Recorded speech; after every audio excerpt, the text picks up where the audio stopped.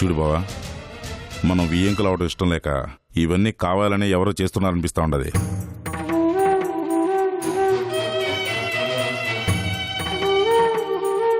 ఇప్పుడు అభిమానాన్ని పంచుకున్న మనం మళ్ళీ అపార్థాలు పెంచుకోకూడదు. కలిసిపోయిన రెండు కుటుంబాలు ఇలాగే కలివిడిగానే ఉండాలా. ఏ చిన్న అనర్థం మన ఆనందాన్ని చెడగొట్టకూడదు. అందుకే ఒక నిర్ణయానికి వచ్చిన. ఏంది బావా అది? ఇక్కడ మీరు తప్ప ఎవరున్నారు? సిరి మీద పాయిజన్ అటాక్ జరిగిందంటే ఎవరిని అనుమానించాలి?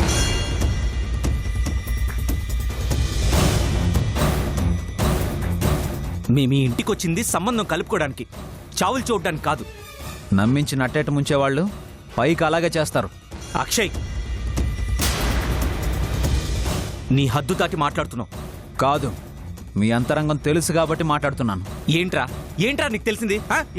సూర్య, గొడవ పడద్దు. రై, నువ్వు ఎవరితో ఏం మాట్లాడుతున్నావో తెలుసా? ఇది పెద్దవాళ్ళ విషయం. నీకెందుకు? నువ్వు బయటికి పో. మావయ్య, ఈ పెళ్ళంతా ఓ బూటకం. పెళ్లి పేరుతో ప్రాణాలు తీస్తారు. నా మాట విని ఈ పెళ్లి ఆపేయండి. సిన్నా, నువ్వెవడ్రా మాట చెప్పనీక? ముందు బయటికి నడు. అన్నా, ఇటు బయటికి పంపు. రై, పదరా, పద బయటికే. క్షమించండి బావగారు, ఆడి మాటలు మీరేం పట్టించుకోకండి. ఆడి తరపున నేను క్షమాపణ అడుగుతున్నాను. ఇంద్రాణి,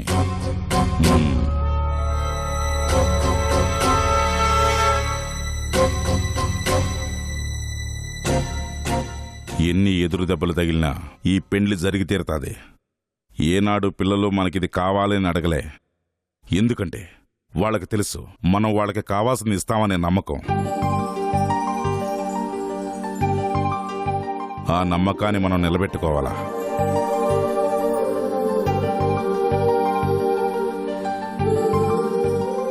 బావా, రేపు సంగీత్ ఫంక్షన్కి వచ్చేవాళ్ళు ఎవరైనా సరే సోదా చేసిన తర్వాతే లోపలికి రానిద్దాం. వాళ్ళు మనవాళ్ళైనా సరే, పరాయి వాళ్ళైనా సరే. ఎందుకంటే ఇప్పుడు అక్షయ్కి వచ్చిన అనుమానమే రేపు ఎవరికైనా రావచ్చు. అందుకోసం ఏమంటావు? నా బిడ్డ పెళ్లి జరగటం నాకు ముఖ్యం బావా. నీ ఇష్ట ప్రకారమే జరిపిద్దాం. బావా, రేపు అదేదో పాటల పండుగ ఉంది కదా, రేపు అందరూ కలిసి రండి. ఉంటాను బావా. అలాగే బావా. భవాని,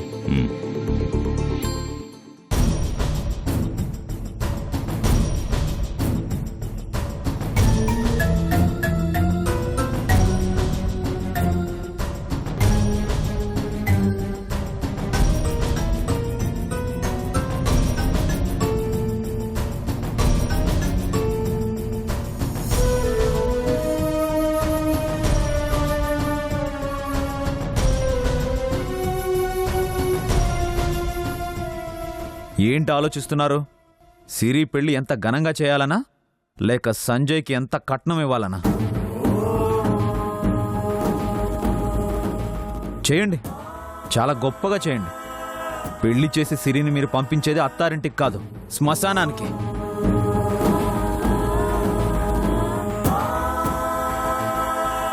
ఇవాళ సిరిని చంపాలనుకున్నారు, రేపు మన కుటుంబంలోని ఒక్కొక్కరిని ఇలానే నమ్మించి గొంతులు కోస్తారు. తేనె పూసిన కత్తి, ఊసరవెల్లి, చాప కింద నీరు, వీటికి ప్రతిరూపమే ఆ పెద్దిరెడ్డి.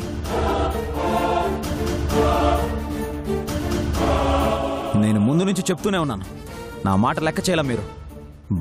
బావా అంటూ బంధుత్వం కలుపుకోవాలని చూశారు. కానీ ఆ పెద్దిరెడ్డి మనల్ని భావబంధాల నుంచి విముక్తుల్ని చేయాలని చూస్తున్నాడు.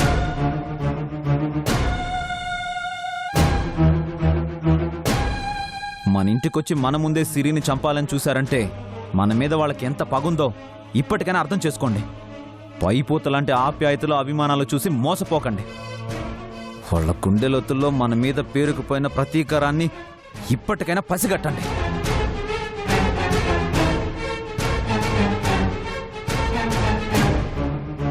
కొండారెడ్డి మావయ్య అమాయకుడు కాబట్టి పెద్దిరెడ్డిని గుడ్డిగా నమ్మాడు. నువ్వు ప్రేమ మాయలో పడి పుట్టింటి వాళ్ళకే దూరం అయ్యావు. మావయ్య, అమ్మా, ఇప్పటికైనా కళ్ళు తెరవండి. ఆ పెద్దిరెడ్డి బారి నుండి ఇప్పటికైనా కుటుంబాన్ని కాపాడండి. అక్షయ్, ముందు బయటికి నడు. పో.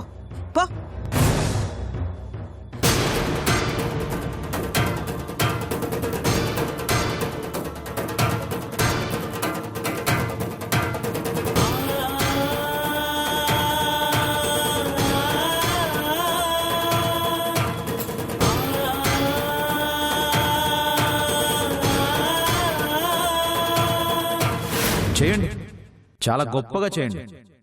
పెళ్లి చేసి సిరిని మీరు పంపించేది అత్తారింటికి కాదు, శ్మశానానికి.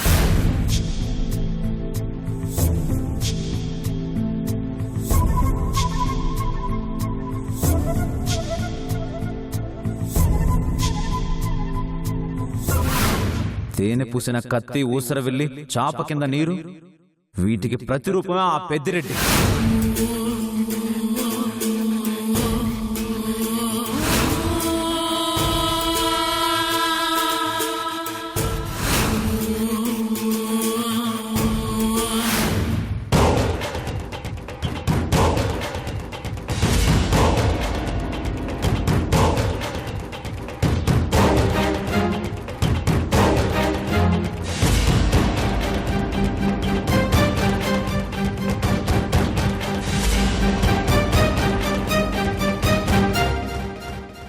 రే సాంబ్రెడ్డి, రేపే మన ఇంట్లో సంగీత్ ఫంక్షన్. మన కుటుంబం మీద మనకు తెలిసిన వాళ్లే ఏదో పెద్ద కుట్ర చేస్తా ఉండారు.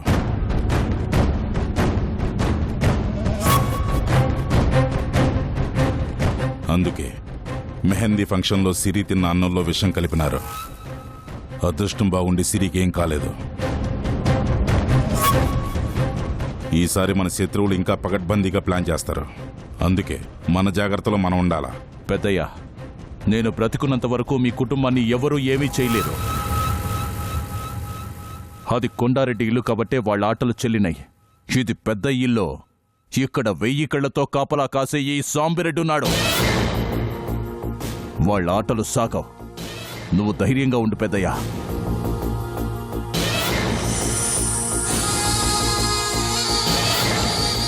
అన్ని రోజులు మనకు అనుకూలంగా ఉండవరా సాంబరెడ్డి. ప్రమాదం ఏ వైపు నుంచి ముంచుకొస్తుందో మనకు తెలియదురా. అప్రమత్తంగా ఉండాలా. జరిగిన తర్వాత బాధపడటం కంటే జరగకముందే జాగ్రత్త పడాలా. రేపు ఫంక్షన్కి వచ్చే జనాల్ని ఎవ్వరిని వదిలిపెట్టద్దు. అందరినీ సోదా చేయండి. అంగుళం అంగుళం వెతకండి. ఏ చిన్న పొరపాటు కూడా జరగకూడదు. అటగే పెద్దయ్య, నేను చూసుకుంటా.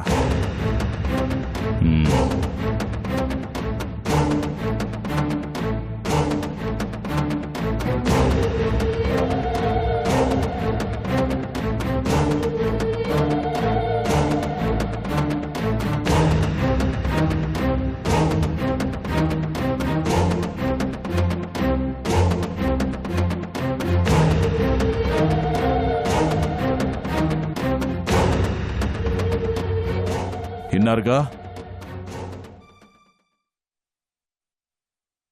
ఏదైనా తేడా వస్తే ముందు మీ తలలు తెగిపోతాయి. అది గుర్తుపెట్టుకుని పనిచేయండి. సరే అన్న.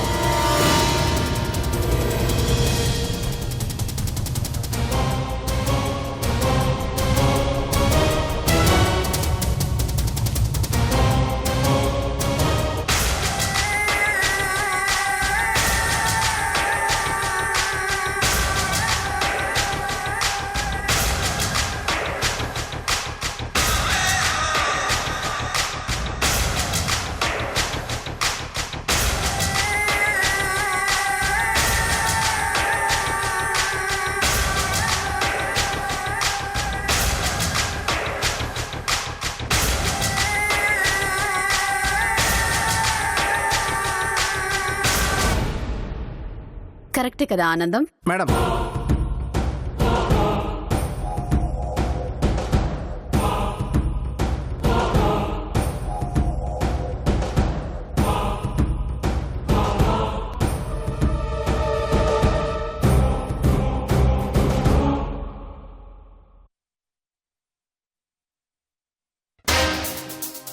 రెండాట్లు మీరే ఆడుతున్నారండి మేడం. ఆటైనా మనిషి వేటైనా సునంద ఒక్కతే ఆడాలి. నాకు పోటీ నేనే కావాలి. ఓహో,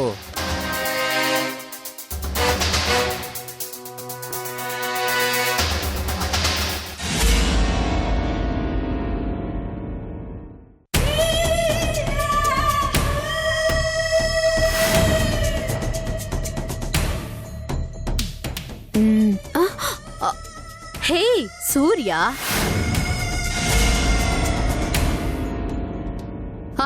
what a surprise! After a long time. రా రా రా ఒక ఆట ఆడుకుందాం. రా సూర్య.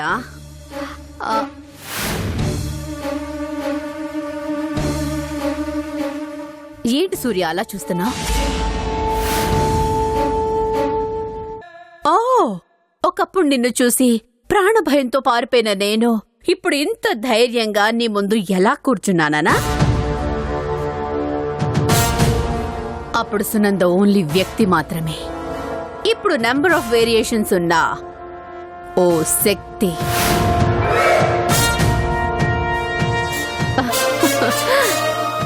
అరే నిలబడ్డావేంటి సూర్య? రా కూర్చో. రారా. ఏంటి విశేషాలు? ఎందుకు చేస్తున్నావు ఇదంతా? ఏది? తెలియనట్టు నటించుకో. స్వీట్స్లో బాంబులు, నా మీద అటాక్, సిరి పాయిజన్, ఇవన్నీ ఎందుకు?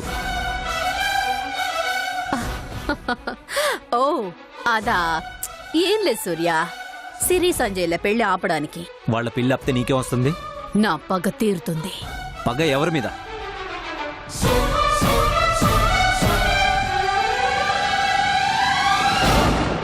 పెద్దిరెడ్డి మీద. మావయ్య ఏం చేశారు? నలుగురిలో నన్ను అవమానించాడు. నువ్వు చేసిన పనులకి ఆయన కాబట్టి అవమానించి పంపించారు. ఇంకొకరైతే జైల్లో పెట్టించేవారు. వదిలేసినందుకు సంతోషపడు. ఆడదానికి జరిగిన అవమానాన్ని అంత తేలిగ్గా తీసిపారేకు సూర్య. నిండు సభలో ద్రౌపదికి జరిగిన అవమానానికి ఫలితం కురువంశ నాశనం. అశోకవనంలో సీతకు జరిగిన అవమానానికి ప్రతిఫలం లంకానగర విధ్వంసం, రావణ సంహారం. ఈ సునందకి జరిగిన అవమానానికి ప్రతిస్పందనే ఆ పెద్దిరెడ్డి కుటుంబ విచ్ఛిన్నం. ద్రౌపది సీతలతో పోల్చుకున్నంత మాత్రాన నువ్వు గొప్పదాని అయిపోతావా? వాళ్ళెక్కడా, నువ్వెక్కడా? మంచితనాన్ని చేతకానితనంగా భావించి అవమానించినందుకు చెడు మీద జరిగిన ప్రతిఘటన ఇది. కానీ నువ్వు అది అర్థం చేసుకోకుండా మనుషుల మధ్య అవమానం అనే ఆర్జం పోసి మంటలు రగిలిస్తున్నావు. ఆ మంటల్లో అభిమానాలు, ఆప్యాయతలు కాలిపోతాయని భ్రమపడుతున్నావు. ఆ మంటల్లో కాలిపోయేది సిరి సంజయ్ల ప్రేమ కాదు, నీ పగే.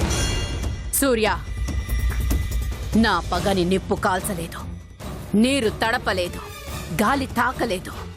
నా పగకి ఆయుష్ ఎక్కువే. అవును, ఆరిపోయే దీపానికి వెలుగు ఎక్కువే.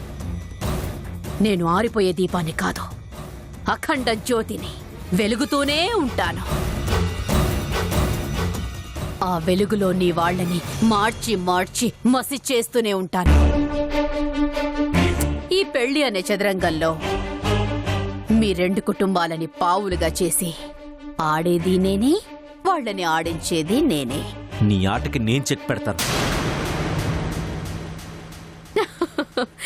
సూర్య, నువ్వెన్ని ఎత్తులు వేసినా ఈ పెళ్లి జరగదు. నీ ఎత్తుకి పై ఎత్తు వేసి నేను ఈ పెళ్లి జరిపిస్తాను. మామూలుగా నాకు పోటీ అంటే ఇష్టం ఉండదు సూర్య. ఓడిపోతావని భయమా? కాదు సూర్య, నాకు సమౌజ్జిగా ఎవరు నిలబడలేరు అని నా నమ్మకం. అందుకే ఒక్కదాన్నే 2 గేమ్స్ ఆడుతుంటాను. కానీ అలా ఆడి బోర్ అయిపోయింది సూర్య. ఓకే, నాతో ఆడడానికి ఆరాట పడుతున్నావు కదా, అందుకే నీకు ఒక్క ఛాన్స్ ఇస్తున్నాను. పెళ్లి చేయడానికి నీ సాయశక్తులా ట్రై చెయ్యి. Best of luck.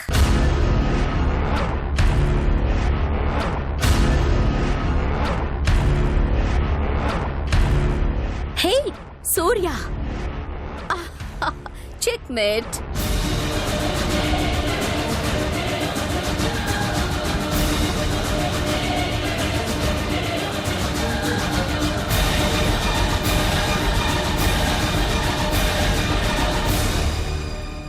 Check mate.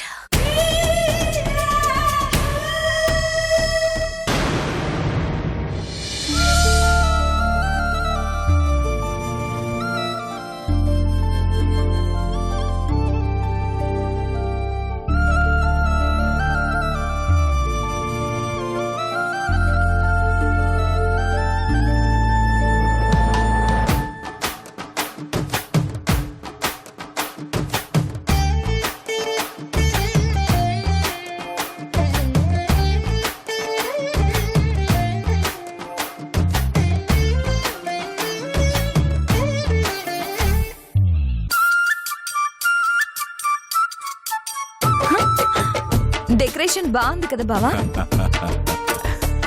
ఓ, మావయ్య చూడండి. బావా అదిరిపోయినది నీ సూటు. మావయ్య మావయ్య ఈ సూట్ లో అదిరిపోయారు మావయ్య. సంజు, నేను నీతో ఏం చెప్పాను? మా డాడీకి మీ డాడీకి ఇద్దరికి సూట్ వేపిద్దామని చెప్పాను కదా, మరి ఇలా మావయ్య పంచలోనే ఉన్నారేంటి?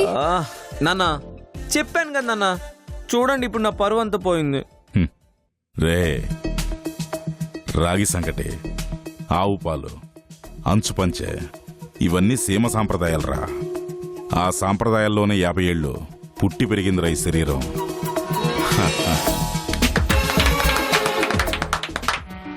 నా హృదయంలో నిదురించే చెలి, కలలలోనే కవ్వించే సఖి, మయూరివై వయారివై నేడే నటన మాడి నీవి నన్ను దోచినావే, నా హృదయంలో నిదురించే చెలి.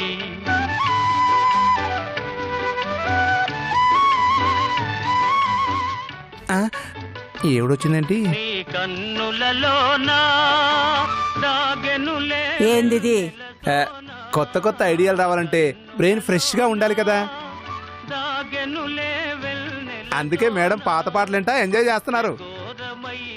నేనిక్కడ ఆందోళన పడుతూ ఉంటే నువ్వు ప్రశాంతంగా పాత పాటలు వింటూ పరవశించిపోతున్నావా? ఏమైంది చాముండి గారు? నువ్వు నాకిచ్చిన 3 వరాలు గుర్తున్నాయో లేవో మర్చిపోతే ఒక్కసారి గుర్తు చేద్దామని వచ్చాను. ఇచ్చిన మాట తప్పటం ఈ సునంద చరిత్రలోనే లేదు. కంగారు పడకండి, అక్షరాలు అవి జరిగి తీరుతాయి. జరుగుతున్నాయి. నిన్న మెహందీ ఫంక్షన్ జరిగింది, ఇవాళ సంగీత ఫంక్షన్ జరగబోతుంది, రేపు పెళ్లి జరిగిపోతుంది. అక్కడ జరుగుతున్నాయన్ని చూస్తుంటే నా ఒంట్లో రక్తం Salaar Salaar కాగిపోతుంది.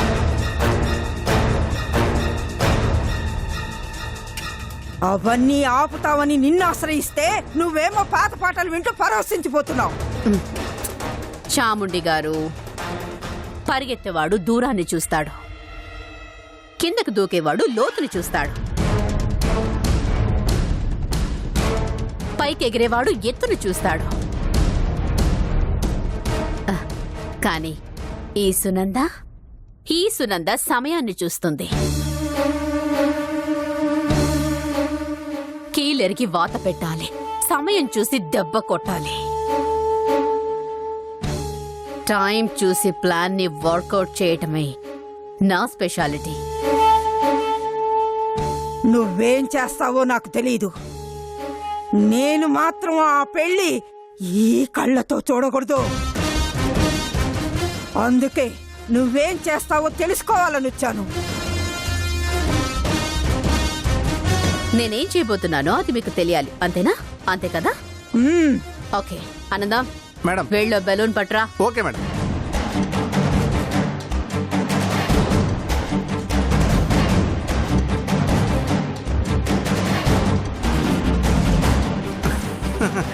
Balloon ready madam. ఊదురా. ఆ? నువ్వు విన్నది కరెక్టే, ఊదు. ఆ.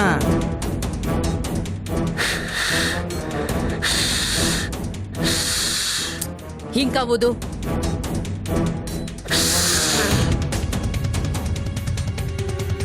ఇంకా ఏ ఆ, ఇదేమన్నా చిన్నపిల్లల ఆట అనుకుంటుండావా? నేను అడిగిన ప్రశ్న ఏంటి, నువ్వు చేసే పనేంటి? మీ ప్రశ్నకు సమాధానం చెప్పడానికే ఈ బెలూన్ ఊదిస్తున్నాను. ఆగిపోయావేంట్రా, ఊదు. ఆ, ఓ.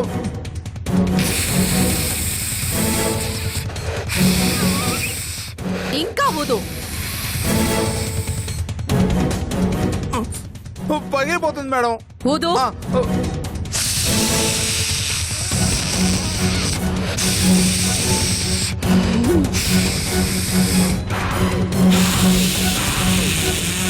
ఇంకా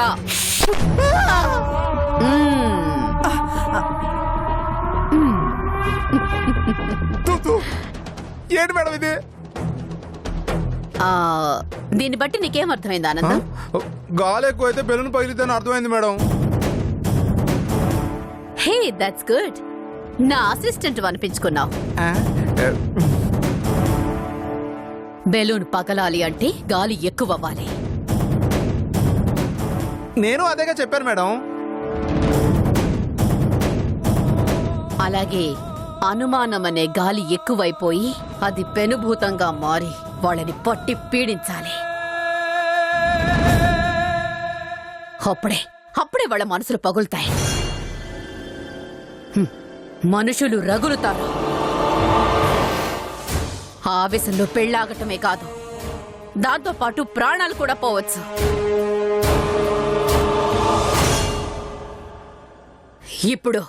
ఇప్పుడు నేను చేస్తున్న పని అదే.